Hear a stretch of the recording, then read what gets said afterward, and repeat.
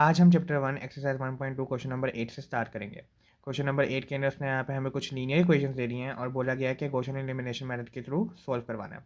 अब Gaussian elimination method मैं previous videos में एक्सप्लेन कर चुका हूँ, लेकिन फिर भी मैं यहाँ पे आगे ऐड कर दूँगा।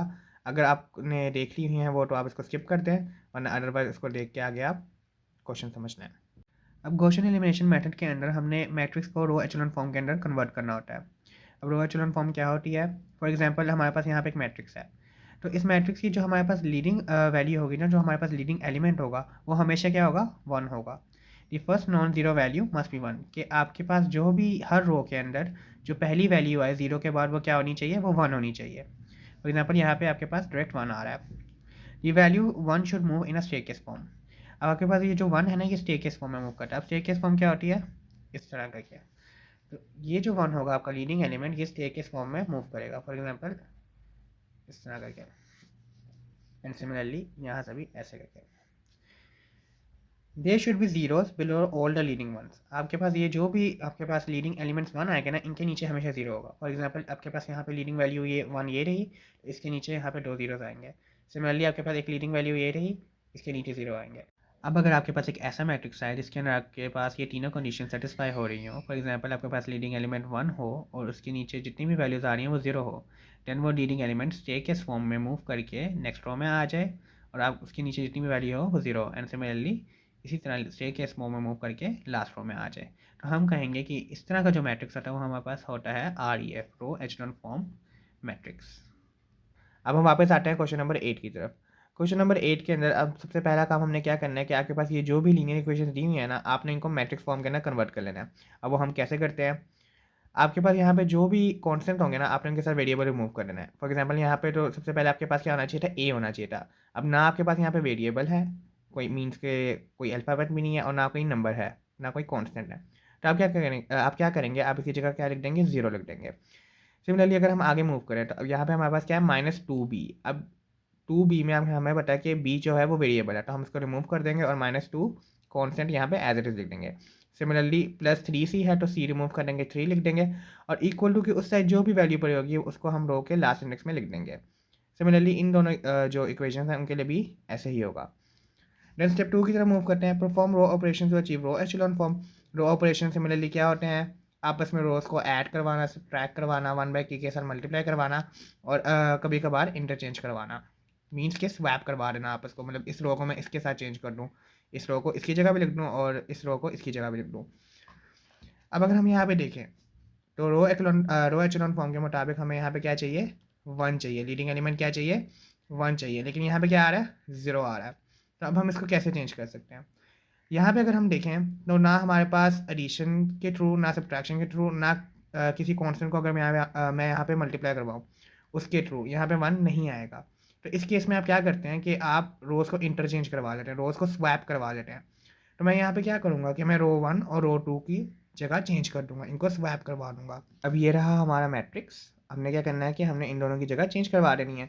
तो 3 6 -3 2 रो 1 में आ जाएगा और 0 -2 3 1 रो 2 में आ जाएगा, और लास्ट वो हम एज इट इज़ लिख देंगे।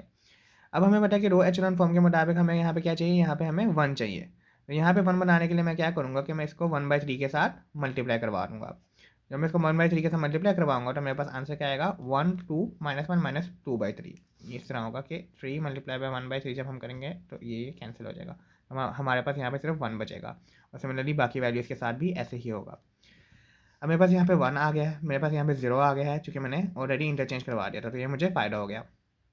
अब मुझे सिर्फ ये जो मेरा ये वाला कॉलम है ना, यहाँ पे मुझे 0 चाहिए। और हाँ, हम इसको सोल्व भी इसी तरह करते हैं कि हम क्या करते हैं कि हम पहले ये वाला एक कॉलम सॉल्व करेंगे, फिर ये वाला एक कॉलम सॉल्व करेंगे, फिर ये वाला एक कॉलम सॉल्व करेंगे, और जो लीडिंग वन है वो स्टेयरकेस फॉर्म में मूव करता जाएगा इस तरह करके। तो पहले मैं यहाँ पे लीडिंग 1 बनाऊंगा, देन मैं इसके नीचे जीरोस बनाऊंगा, देन यहाँ पे लीडिंग 1 बनाऊंगा, यहाँ पे इसके नीचे 0 बनाऊंगा, एंड देन यहाँ पे भी लीडिंग 1 बनाऊंगा। अब हम अगर आगे मूव करें तो हमारे पास यहाँ पे 0 होना चाहिए था। तो अब हम यहाँ पे 0 लाने के लिए क्या कर सकते हैं कि अगर मैं रो 1 में 6 को मल्टीप्लाई करवाऊँ और इसको इस रो 1 को रो 3 के साथ सब्ट्रैक्ट करवा दूँ, तो मेरे पास यहाँ पे क्या आ जाएगा? 0 आ जाएगा। तो -6 रो 1, ठीक है, -6 को मैं क्या करूँगा? पूरी रो 1 से मल्टीप्लाई करवा दूँगा, तो मेरे पास आ जाएगा -6 -12 6, चूँकि माइनस माइनस क्या आ जाएंगे? +6 - 6 एंड 2/3 को जब मैं -6 के साथ मल्टीप्लाई करवाऊंगा, इसके साथ पे माइनस का साइन है, तो मेरे पास 4 आएगा। वो इस तरह आएगा कि 2/3 मल्टीप्लाई बाय माइनस माइनस 3 1 ज़ार 3 2 ज़ार माइनस माइनस क्या हो जाएंगे कैंसिल, 2 2 ज़ार क्या आ जाएगा मेरे पास 4। और ये जो लास्ट रो है ये एज इट इज़ यहाँ पे आ जाएगी 6 6 3 5। और एक और चीज़ कि जिस भी रो में आप चेंज चाहते होते हैं ना वो हमेशा पहले आती है। फॉर एग्जांपल मैं यहाँ पे रो 3 में चेंज चाहता था कि यहाँ पे रो 3 में इस वैल्यू की जगह 0 आ जाए, तो मैं इसको पहले लिखूंगा एंड देन जिस रो के साथ मैं ऑपरेशन करवा रहा हूँ ना उसको बाद में लिखूंगा। हर दफ़ा जब आप रो ऑपरेशन लिखेंगे ना आपने ऐसे ही करना है। नेक्स्ट आपके पास आंसर क्या आ रहा है 0 -6 9 9। अब ये पूरा आंसर आपने क्या करना है रो 3 की जगह पर लिख देना है। अब यहाँ पे आपके पास रो 3 की जगह क्या आ गया है 0 -6 9 9। अब हम अगर यहाँ पे देखें तो हमारे पास ये पूरा एक जो कॉलम है वो कंप्लीट हो चुका हुआ है। वन लीडिंग वन आ गया, उसके नीचे दोनों जीरोज आ गए। अब हमने मूव करना है स्टेकेस फॉर्म में। स्टेकेस फॉर्म में लीडिंग एलिमेंट को हमने देखना है कि वो कहाँ पे आएगा। जब हम स्टेकेस फॉर्म में मूव करेंगे तो हमें पता है कि हमारे यहाँ पे -2 नहीं आना चाहिए, यहाँ पे 1 आना चाहिए। तो अब हमें यहाँ पे क्या चाहिए 1। तो उसके लिए मैं यहाँ पे क्या करूँगा कि मैं रो ऑपरेशन लगाऊंगा, मैं 1/2 को पूरी रो के साथ मल्टीप्लाई करवा दूंगा। और चूंकि नेगेटिव साइन है यहाँ पे, मुझे -1 नहीं चाहिए, मुझे 1 चाहिए, तो मैं इसके साथ नेगेटिव साइन भी लिख दूंगा। तो जब मैं रो 2 को -1/2 के साथ मल्टीप्लाई करवाऊंगा तो मेरे पास आंसर आएगा 0 1 -3/2 -1/2 0 -6 9 9।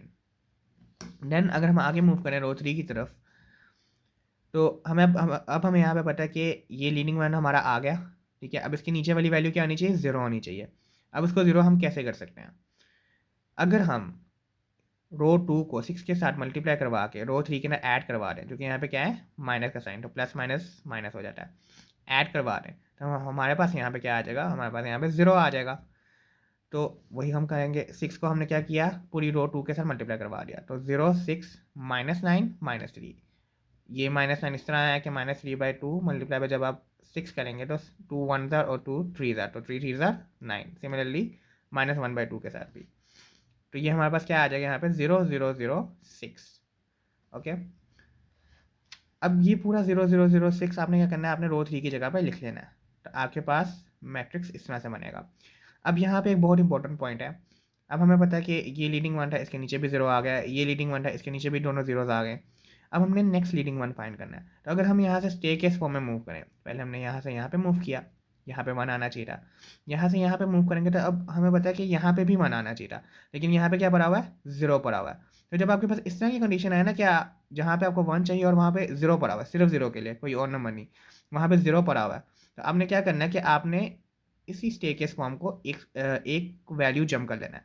फॉर एग्जाम्पल ऐसे आपने 0 स्किप करके अगली वैल्यू पे जंप कर देना है। अब हमें यहाँ पे पता है कि हमारे पास यहाँ पे 6 की जगह क्या आना चाहिए था, यहाँ पे 1 आना चाहिए था। तो हम क्या करेंगे कि इस पूरी रो को 6 के साथ डिवाइड करवा देंगे।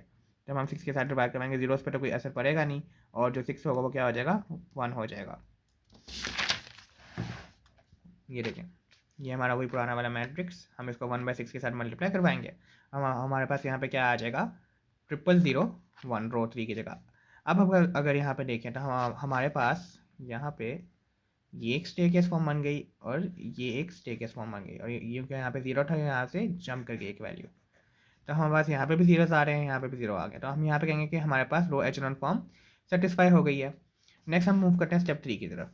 अब स्टेप 3 में अगर हम देखें तो उसमें क्या बोला गया कि इक्वेशन बनानी है। अब इक्वेशन हम कैसे बनाते हैं, आपके पास जितने भी कॉन्स्टेंट्स पड़े हुए हैं, जितने भी नंबर्स पड़े हुए हैं, आपने उनको एक एक वेरिएबल असाइन कर देना है। फॉर एग्जाम्पल यहाँ पे मेरे पास 1 है तो मैं 1 को x1 कह दूँगा, 2 को x2 कह दूँगा, और यहाँ पे इस थर्ड वाली स्लॉट को मैं कह दूँगा x3, और इक्वल टू के उस साइड वाली जितनी भी वैल्यूज़ हैं वो यहाँ पे लिख देंगे हम, ठीक है।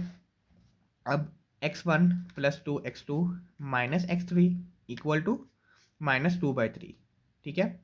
इसी तरह यहाँ पे 0 स्किप हो जाएगा, x2 - 3/2 x3 इक्वल टू -1/2। अब 0 = 1, ये बहुत इंपॉर्टेंट है।